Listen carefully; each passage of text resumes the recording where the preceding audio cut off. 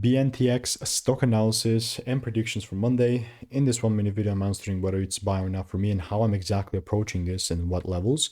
I've made well over, I've invested tens of thousands of dollars in courses and mentors and spent, 5 years, trying to figure this craft out.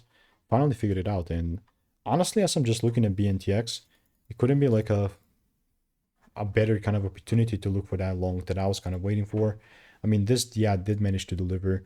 And the only way that I was kind of looking to double down is maybe if you filled in a little gap. My opportunity was, we just filled in the gap and didn't quite happen. Honestly, I'm just going to mark up this demand zone. And the only right thing that will be for me is just buying if there's like some sort of shift. Some sort of a double break. If this does not come, bro, I'm not willing to buy. I'm just saying. So let me know what is your opinion on BNTX. I will continue to keep you updated. And if you want to learn how I'm making 5 to 10K per month trading without indicators, click the first link in the description, get my free emails. Goodbye.